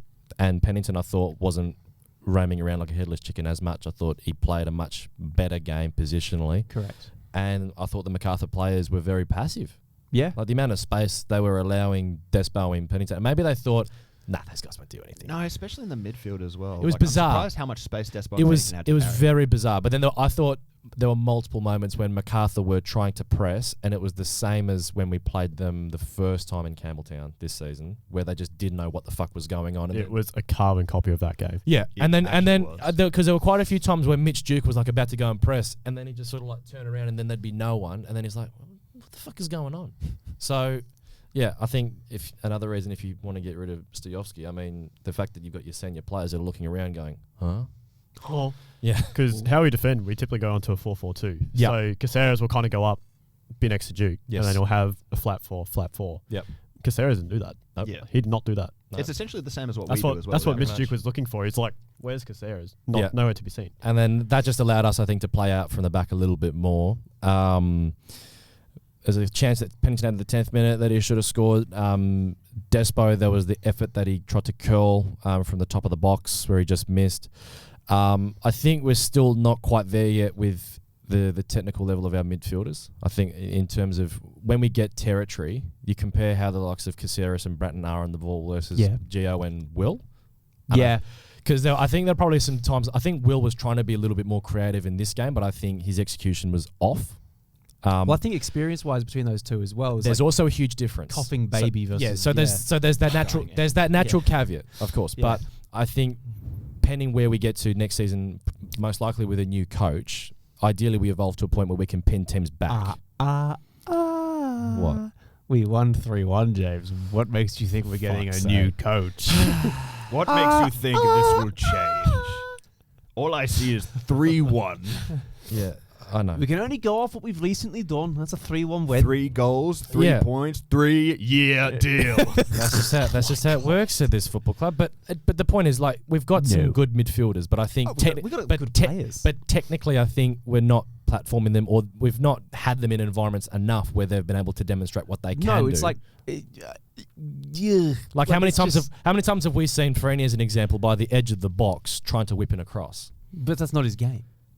No, but if we're trying to evolve his game, Yes. and we're trying to get our midfielders higher up and being more creative, and our players being more creative in general, Yes. how often have we seen that? No, it's just kind of like a...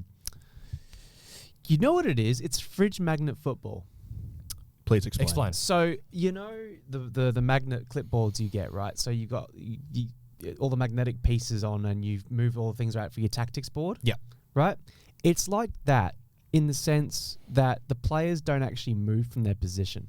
So you see the tactic layout on the board, and they kind of just stay there. Yeah. They're stagnant. They don't move. They follow the exact tactic. They don't move around in the open space. They just kind of stick in that one spot where the magnet is. That's it. I hate to be that guy again, but Griff in that interview said I love the movement heavy brand of football that was devised by the likes of Sarri, Bielsa, Spalletti, Sampaoli. The only like magnet that moves up and down is probably the fullbacks. They make those runs in behind, but even then, like only for the first time ever was Sutton making those runs consistently and being fed the ball. Yeah, Like only last night. Caltac very fucking lucky. Jesus Christ. Yeah, for the only goal. Fucking heart attack almost, but He just wanted a goal line clearance. But to be fair, I think Or a farming. Yeah. no. But to be fair, beginning of the season that goes in. Yep. Just because of how Caltac has started the His season. confidence wasn't there. Yeah, and obviously you had people that were clowning him, going, "See, we knew his wash. See, these last few seasons at Mariners, he's not been the same player." And now he's probably a top 5 defender in the league. has to be. Easily. The world. Yeah. Well, yeah. No, but that was good to see, and I was wondering about the challenge from Wooten on Duke. Could that have been a case for a possible red? It could have been for sure, because if we're going purely off of the stud thing that you were talking about. That was the elbow. The elbow that went... you're talking about there was another one. Okay, sorry. The elbow that went into Duke's head, and then Duke was rolling around. Yes. Had a bit of claret pissing And then he out. got The law is if the fist is closed, it's a red. If the fist is open, it's yellow. That's what I'm guessing the VAR's looked at straight away. And like Perth, if they didn't even show the replay, so I couldn't even have a second look at it. But yeah, no, they won't. They don't. Oh my gosh, we'll get to the replays earlier later. It's so on, funny because, we'll just say it now. Every time there's a replay at HBF, they just cut to kids. Like every fucking time. Yeah. No, if it's a violent thing, like if it's like a fight or a really bad tackle. And it's just kids doing this. Yeah, or the first fight of the night was the Teletubby. Oh, yeah. Sorry. There was a fight that breaks out. There's a fight that breaks out. The camera's on it, showing all the pushing and shoving, all this stuff. Like, Yeah. And then it just cuts to a guy in the crowd wearing a purple Teletubby uniform. And we were pissing ourselves laughing. I was like, no, don't watch the fight. Look at the Teletubby, guys. Look at the Teletubby. Yeah. Anyway, there was that. But even with the goal replays, I think bro. was his fist closed or open? I don't know. It just looked. It just because even the replay, they weren't really showing it clearly. It was just like you could sort of see an action of an arm coming out. Yeah, look, I think it would be Duke harsh coming to be down. red. And I think also because of the previous red card that was given. I'm just saying, You'd like, be judging it on violent conduct. I'm just saying because of how stupid these referees are, and the fact that there seems to be We could have had a double red card in the first half. Like, yeah. penalty. Liam Rose's handball. Not a handball either. Not a handball. And I saw. Okay, I just want to address this. Oh, I've seen lots of people, even either at the game or on their stories, talking about that handball, right. saying, "How's that not a pen? How's this? How's that?" Do you watch football? No. I spoke to Scott Wooden after the game. Yeah. And the guy right next to me asked him, that pen, if that was you that had that call against your body, and he said, I would have been fucking furious. He said that is no way ever a handball. Yeah, no. No. Like it's everyone's on their stories and at the game being like, "How's that not a penalty? This is rigged." I'm like, do you not understand the basic concept of if it hits a part of your body first that is illegal, is legal, and then hits your arm, it's not a penalty? Yeah. How do you and you tell them that and they go, "No, that's stupid." And I'm like, I don't care if it's stupid. It's Those the are the rules. rules. You're looking at three things. You're looking at proximity, which Yeah. they were very fucking close. Natural position, which you can argue it was. And then it was up off the body. Knee Like- into hand. If it hits your Knee knee into to hand, hand, exactly. it's done. There was no argument there for a Like, penalty. if it comes off his knee and then he comes up and does this securely, Oh, you're fine. yeah. Fair enough, It's intense as- I understand like, that. It's just bounced off his knee into his forearm. yeah. Not a lot. If he fucking Superman punches the Yeah, ball, I exactly. understand it, Yeah. bro. If but he it's does some like- keepy up, then he goes Yeah. boink like that. Yeah. Volleyballs it. Yeah. Were there any other thoughts on the first half? It was quite boring. I was gonna Besides the couple VAR, it was it was delayed by the VAR twice. Yeah, that's another way to piss off fans when you take forever. And how many? It how was many 4.5 minutes Yeah, for the that's That's VAR. ridiculous. And how many minutes of stoppage time were there? Five. There was 5, and Mitchell 5. Duke was 4 minutes as well for his Yes. head. So like, So we lost 3 minutes in that. Fucking We Skinner. weren't adequately compensated. No, we were. No, we weren't. There was like at least 7 or 8 minutes of stoppages. And we Yeah. only got 5. It was quite confusing, to be honest. I said we might get 6 or 7, and I didn't say that. I didn't say that in that way. I just genuinely thought that was a bare minimum, but then we got 5. But apart from that, no. I mean, there was that really good chance. Despo had a few really good chances. Like He had a not even like good chances. He made them good chances by his striking. JK probably should have had a bit more reward for outcome, but Yes. he was a little bit too rash for me. Yes. Yeah. He just wanted wallops to- the ball. to Yeah. I just- think that may reflect in the ratings later as well. Yeah, because it's like just a bit of like that volley that he had the half volley where it just went into road triple. Yeah, he just lashes at it as hard as he can. Yeah. He doesn't focus on precision. It's more about power. Yeah. Yeah. So So, no, but apart from that, I'm happy with the first half. Second half. second half, the goal from Penningoat. So somehow Sam Sutton found his way up in the corner flag. No way. Griff discovers one of the most attacking fullbacks or best attacking fullbacks in the league when he's played in that area is half decent. Effective. It's effective, yeah, rather than playing him on the halfway line. So there we go. But he got the false back double pivot. woke nonsense. But anyway, Sutton crossed the ball in. Despo sort of, I don't know what he was doing, but the ball found its way to Pennington. Brilliant finish. And then the celebration. So World class goal. yep. So the celebration though. They all ran over to the massage therapist Shaz. Yes. because She's been there a long time, hasn't she? Not sure. I think so. Pretty sure she's been like at the Glory for a very long time. Either way, yeah. as So well. her dad passed away this week, but and the scenes of the players going to her that was genuine. That was really good to see. It was brilliant. Yeah. And it just capped off. I felt great goal, great celebration. Unlucky Dan. Yeah. Whatever. Used to this shit. The second you figure out, you're not going to get it. You're not going to beat us going over the top against our tall centre backs. You got to go on the ground where they can't do shit because they're fucking slow. Yep. I know. The game opens up. Do not clarify, please. It's just You've already done it once. Like after the first half, it was the exact same as the first half in Campbelltown when you won 2-0 in this season. You could just tell that was going to happen again. Yeah. I saw that coming at half time. Like, it was the exact same way I was playing out. 0 at halftime, Perth the better side. Yeah, they're going to win this. There was no question about it. Yeah. Alex, thoughts on the goal? Were you annoying everyone within a 200-metre vicinity or whatever? No, because I didn't actually realise that Pennington scored it first off. We all thought it was JK, and then it comes up on the big screen. Goal, Nicholas Pennington. Nicholas Pennington, and I'm like, Yeah. What? I was just like, he's done it again. Our equal top scorer. He's now equal top goal scorer, tied with Tom Lawrence and Adam Taggart. So what the fuck is this season, with both man? out injured, Nicholas Pennington genuinely has a chance to end the season as our top goal scorer. I hope we know this, by the way. Like, Nicholas Pennington has the potential to end the season as our top goal scorer after playing out of position the entire year. Wow, that's crazy. He is GOAT. Great finish. Really Will, good finish. thoughts on the goal? I think Penno is very good, and that there was a very good finish. So we should keep him at left wing then. Shush. He played centrally. Like, he played much more central than he usually Left does. wing central. Like, he plays like almost as a 10. Like, more so. Like, We did get clarification that the system is supposed to be a 4-2-2 rather than fucking a 4-4-2. not. But anyway, That's what it's supposed to be, though, which I think points credence to the fact that Griffo really just does not know how to coach an attack. Because this is supposed to be a 4-2-2, what we're seeing. And it is a 4-4-2. It is so clearly a 4-4-2. I think the problem is he's playing all these players without their role pluses. So they're all quite confused. Fair shout. Yeah. He should put an Evo on someone. Yeah, he should. He's clearly Evo Pennington. He gave power headed to Gabriel Popovich. Yeah. Oh, mate. Speaking of which, actually, no, we got No, we not got quite. more. So, yeah. These are notes as I wrote as the game was going on, but I was stunned that for you guys, given that Macarthur are desperate to try and make the finals, I would have thought that, you guys would have put out a much stronger effort, given that you've just beaten the two best sides in the comp, and you would try and back that up with thumping what should have been a crap Glory team. This is what I've just come to be familiar with under Milos Diovski. This happens all the time. You can beat the best teams in the league when it comes to So I looked it up yesterday. So just to point to Macarthur, looking at our points we've got all season. Right.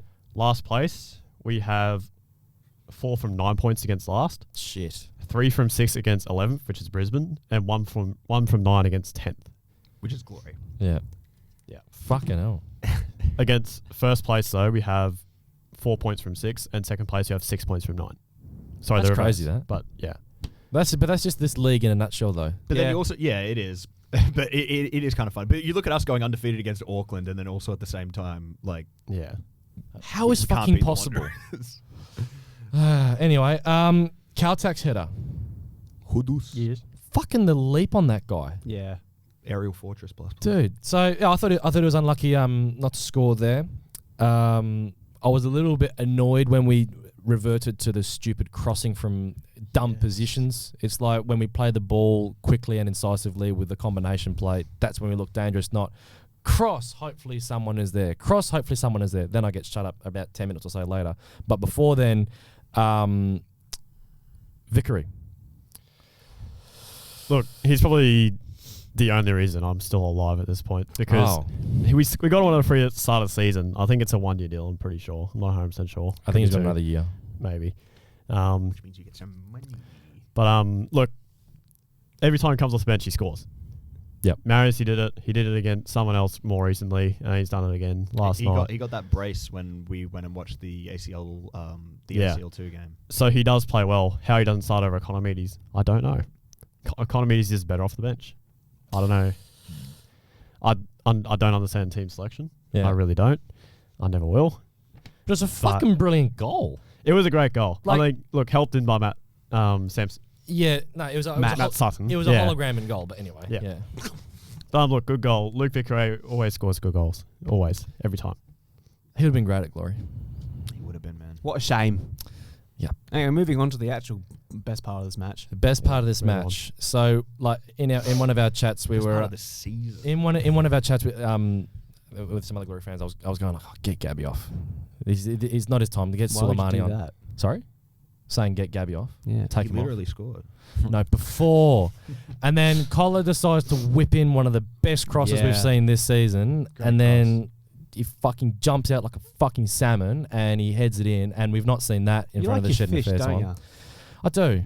Don't mind a bit of seafood. The salmon, the fish stick, whatever the hell you Fish said. fingers. Fish fingers, yeah. Man. No, but great header from Gabby.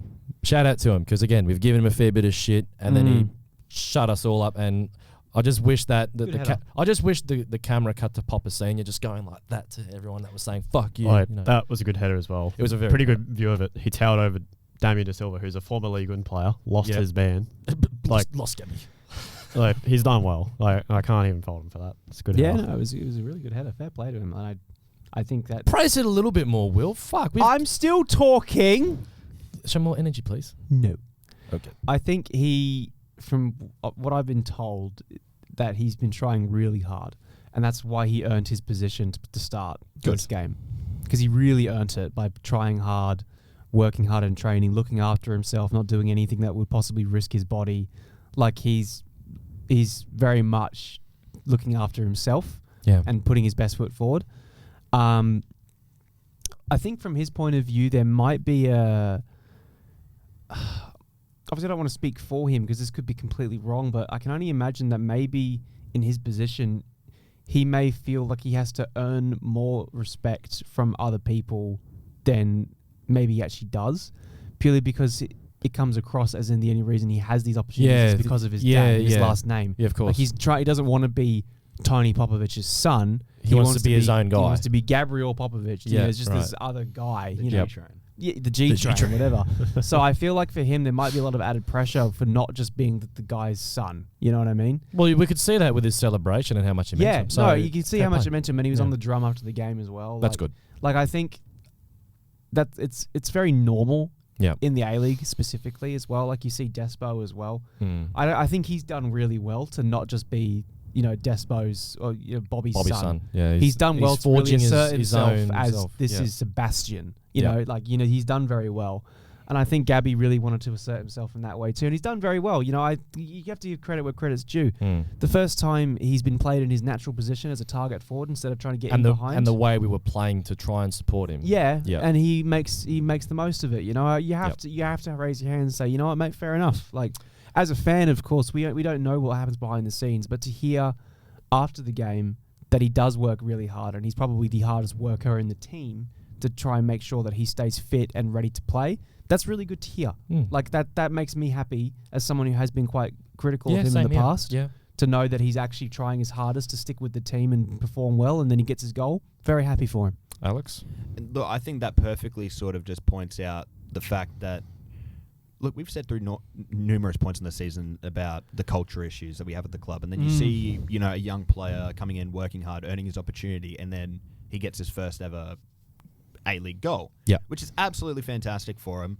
Gabby's earned my respect. I think he's earned a lot of people's respect with that performance. But there's a reason why I wrote what I wrote when I was talking about Gabby's goal. What did you put on the script?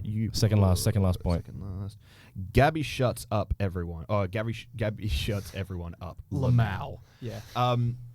Yeah, I think he very much sort of announced himself on the stage. And look, good on him. Gabby is someone who I do think there's a little bit of promise in. Okay, I do think that if that is someone that you're looking to maybe, I wouldn't put all the eggs in that basket because I still need to see more from him. But he is someone who I'm happy with sort of. Look, if Tags isn't going to be fit for the last couple of games, there's no reason now why. Would you start him against Sydney? I probably would, honestly. I would see how he would go against better centre back. No, genuinely. Look, no, I'm not saying that. I know going up against two physical centre backs like Uzkok and De Silva, they don't exactly compare to guys like Tisserand. But that's exactly why I want to see Gabby against someone like that. See what he can do. Hey, let's see how it translates. He played nearly a full 90. He did. Really played a full 90, I think. Played a full 90, whatever it was. No, sorry, Sula came on. Yeah. Anyway. Played nearly a full 90. Did really well. Put him on against Sydney and see how he does. And one thing I want to point out as well is that this is something that we were critical of in the past weeks, and you especially, was that this seems like a team, well, it seemed in the past couple of months that this was a team of individuals, sort of like everyone's playing for themselves. Last night was the first time that I really got the sense that this is like a team. This is a strong knit core group. And I think we saw that as well in the members lounge afterwards, where we had all the players coming in, all the players are sort of like joking and joshing around with each other, and it was really nice to see. So I love the way that the boys got around Gabby, Sulla, around the staff as well. It was great. That's a good thing, but I think I'm still going to maintain that we've played like a team of individuals this season, because if we played as a team and we played at our best, we wouldn't be 10th, we'd be in the finals. I know, and so, I agree with you. That's why I said that last night. So was the first time I know, but that's a problem. It's like this team has had potential, and that's probably been the thing that's pissed me off the most, that for the first time in a long time, this squad had a little bit about it, and I was like, maybe it might be able to do it. The players were speaking from the very first game, we believe we can make the finals, even with Driller as our coach at the time. And yet, here we are, 10th, with our first win in, 10 or so games. Yeah. It's been a big fucked up waste of the season, but at least we got some reward for the fans that went there last night. And then to sort of wrap it up, to sort of contrast the two teams' fortune, Sutton had a good save from Sawyer's header. Yeah. And then a couple minutes later... If that goes anywhere but at Matt Sutton, oh, man. Yeah. And then just a couple minutes later, Alex, I would not have been surprised if at the game you wanted to take your shirt off and run around HBF Park when Soleimani scored. But not just that, the assist from Adriana Lebib. Not bad, huh? What am I... Not bad. So, what have I been saying the past couple of weeks about right back... Jab.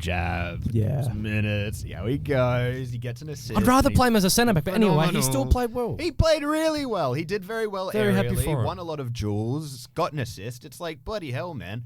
And then you look at Sulla as well. That was just a really well taken finish. I got to give him credit for it. He did very, very nicely on that. Dan, do you have any thoughts, or was it just like fuck this? Because that would have been a shit 3 just minutes. Zoned out, like from the second goal. So from Popsich's goal, I just kind of stood there, being like, "Why the fuck have I come here?"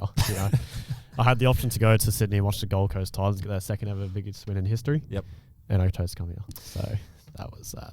But you wouldn't have been able to come on the Glory Days podcast if you went to the time. So I guess there's a shining light somewhere in all this. But Will, what? Are you paying attention, mate? I am. Yes. Thoughts on Soleimani's goal, please? Wow. Tone, James. No. Relax. Thoughts on Soleimani's goal, please? It was a very good goal. I think that it. I get 3 words out and I get cut off every time. Did I not just speak the most about Popper's goal? Did I not? Continue. Did I not? No, Daniel. Did I not? Why am I being critiqued? A response would be nice, thanks, Will. Today be nice. Thanks. I went on to the whole thing about Popper, and Alex goes, that perfectly sums it up, Will, yes. Here we go. You can't speak about talking too much. Will won't talk about it. I think, look, personally... No, the second that ball goes past Uzcock and it's a foot race, the second it becomes a foot race between Uzcock and Soleimani, he's scored the goal. You don't have to even question it. We've got fucking dinosaurs for centre-backs. Yeah, I agree. It's not difficult. Yeah, whatever Dan said. Screw you, James. Fair enough. You've upset him now. Any final... Who? Who's upset? You! Any final thoughts on the game? Across the panel? I'll give you an opportunity to speak, Will. Oh, thanks, mate. You're welcome. What's your tone there, Will? I'm refusing. No. Oh my God. He's such a child. Anyway. What? Childish. Yeah. Actually, age, not shoe size, mate. Speak. It was a good game. See? You see what you did to me now? I've lost all my thoughts. As I said at the beginning of the podcast, it was more so just like, okay, we won. Yeah. Well done. Like we did this last season. Once we're out of the race of finals completely, then all of a sudden we start to win games. Not even against teams that are also out of finals. It wasn't like it was a dead rubber. This meant something for Macarthur. This was a big game. They had to win this game. What a way to screw the pooch. And we beat them 3-1. Like, it wasn't like we were playing as another team that was also like, oh, who cares? Yeah. This was a big game for them. Oh, sorry, Dan.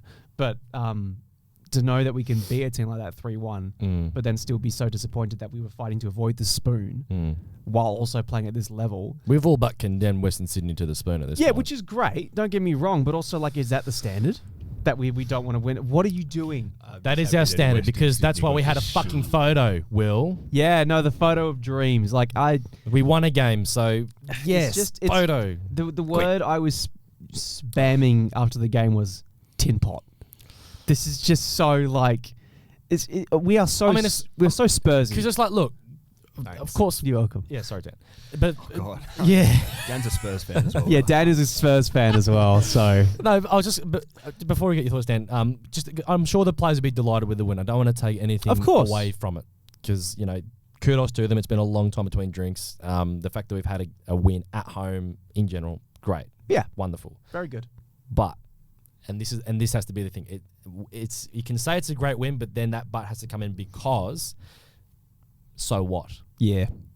You had lots of opportunities to have more of these wins throughout the season at home and away from home, and you didn't. So, yeah, I just think it does feel like a bit of a waste and a bit of a sugar hit. It's a nice one. Don't get me wrong. Yeah, of course. So it was great, but also it's like in the grand scheme of things, as it is our job here on the podcast to keep things real and not get carried away as much as we often do when we have a win when it matters. It's just a bit like this is one of the most vanilla wins. Like it's like on the pod, like where we've just gone. Because what does it mean? Because as we've said before, or as I've said, because I make lots of very good points when I do pay attention, James, is that finishing anywhere but in the top 6 means nothing. Well, it's a litmus test. If you don't make the finals, your season's a failure. It's as simple as that. Because there is no like cash for finishing anywhere above bottom. There is no incentive. No Oz Cup incentive anymore. So if you do not make the 6, you have failed. That is it. Yep. So this season is a failure regardless of that win. And I'm not trying to be, an idiot about it, but like, well done, we won. I'm very happy that we won as a casual fan, but as a realist, it's like, all right. So what? Now what? Like, why not? Why? Like, why does it matter? It doesn't in reality. Dan? Look, it just sucks. Yeah. I don't know what to tell you. Like, I mean, from the Glory perspective, I know I've chatted a lot of shit about Perth. Like, just in general, not even about Glory specifically. Across, like, the last several years. Oh, yeah. This is my first time being here, and it has been very good. I mean, like, firstly, atmosphere, even though it was only 5,800, it's probably better than, let's say, 17,000 at a Cowboys game up in Townsville. So, I'll give you that. Fair.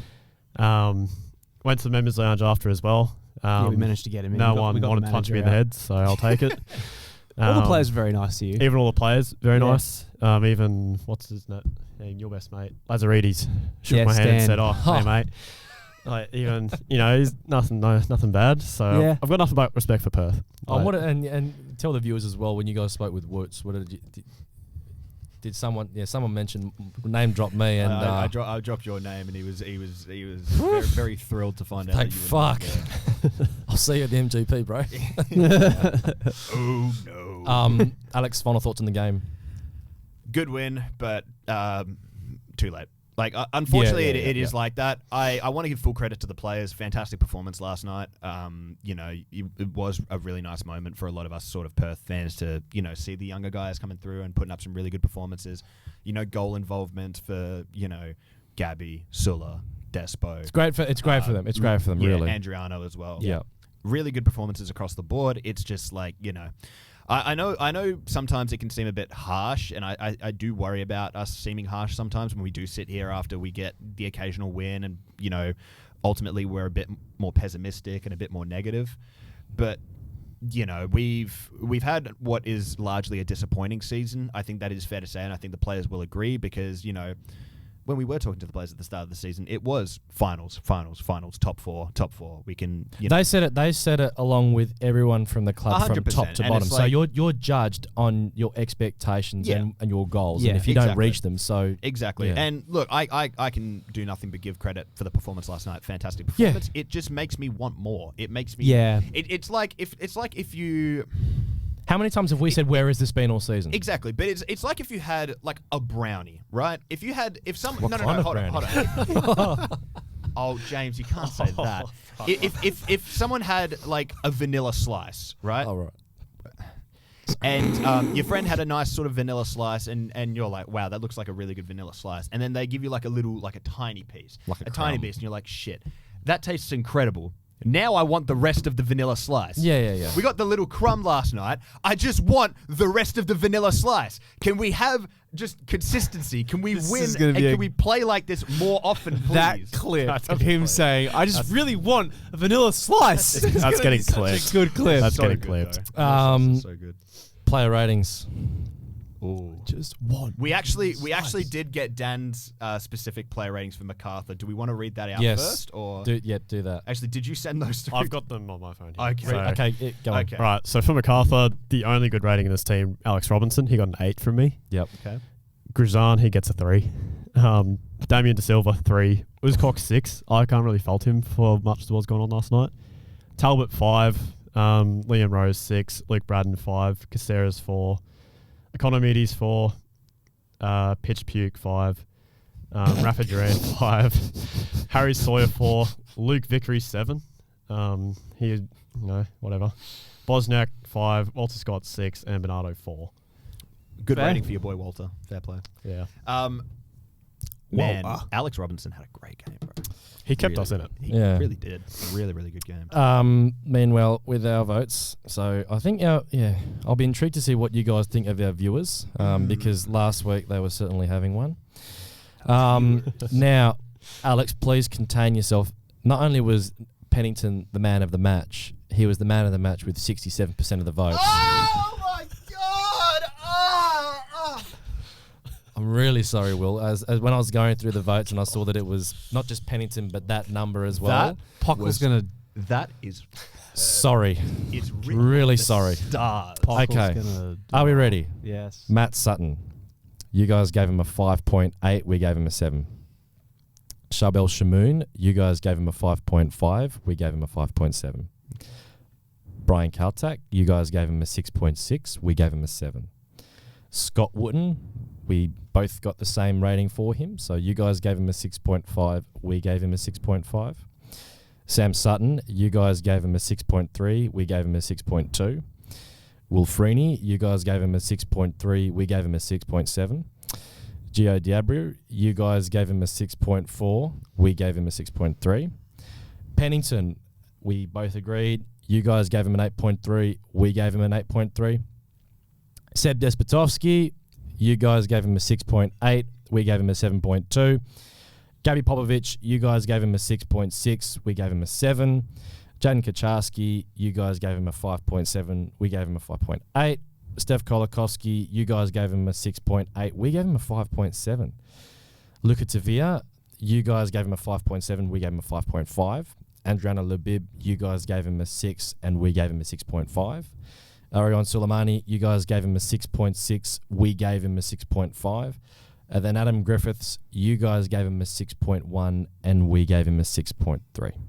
Fair. I think the only ones that are really controversial there would be us rating Collar low and then the fans rating Sutton low. I thought Sutton had a really good game. Matt Sutton. I thought he had a really good game. Look, I know for the goal. I know for the goal he gets his hand to it. But outside of that, he made some good saves. He had some good moments as well. He did. I mean, the Sawyer save, that was pretty good considering the moment as well. Like when we've not had players standing up in big moments at times at varying points this season, that was a good save. Yes. Even though the ball was ahead, it was straight to him.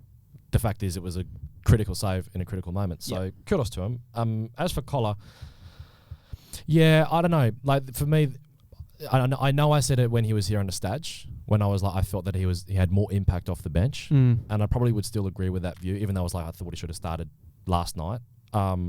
He's got a bit of a spark, but I'm just not sure if it's been consistent whenever he started games. I didn't mind what I saw when he came on, but I also think with how we attack in general just doesn't platform any of our players really to be at their best. So I liked what I saw from him. I just don't think he had enough time.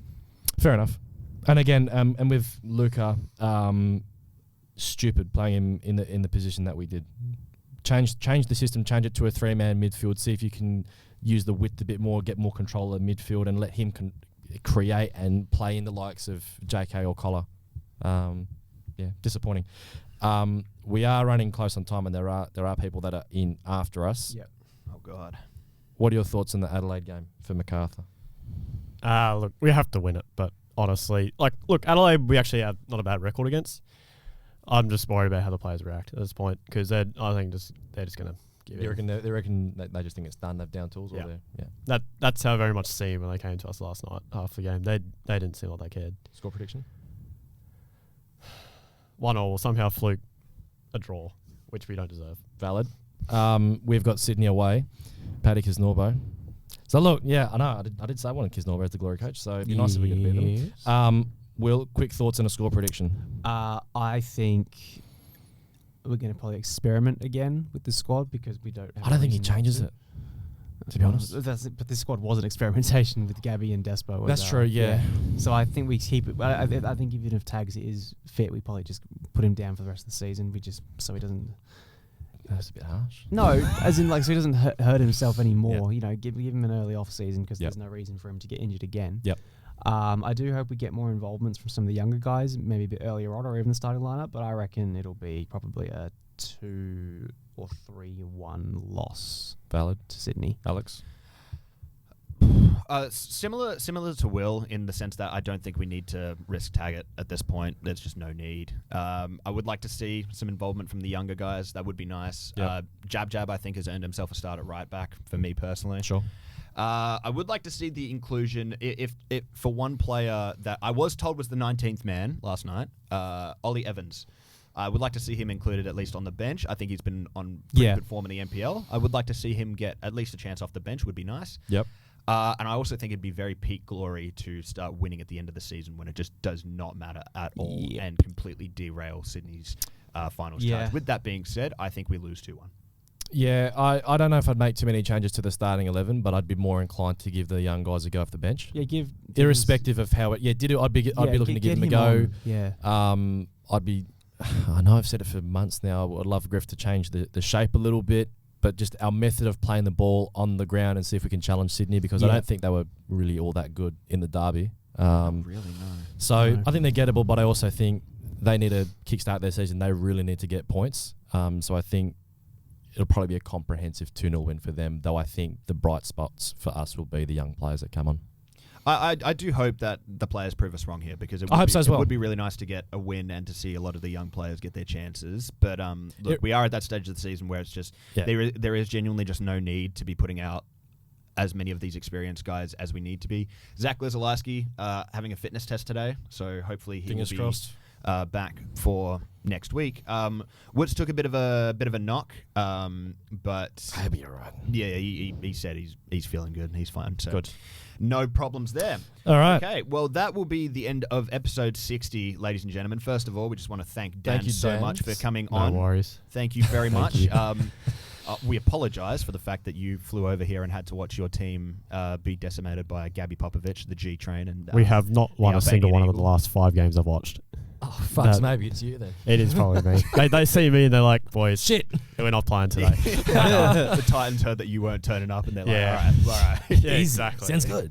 But we do also appreciate the support that we've been getting from the fans at home and from the players and staff as well. It's been absolutely incredible. Not long left to go in the season. 2 more games and hopefully some more exciting things to be coming in the off-season, transfer specials, guest appearances. Hopefully the audio sounds better this time as well. Hopefully it does. I really hope it does. Also, as always, we are looking for sponsorships as always. So if you do want to reach out and help us fund these podcast episodes, please feel free to do so. And if there's someone you'd like to see jump on the show, comment. Let us know in the comments below. And we'll see if we can do something. Yeah, don't just... Shimei Grazan, get on the podcast now. Featuring Dan Gregory.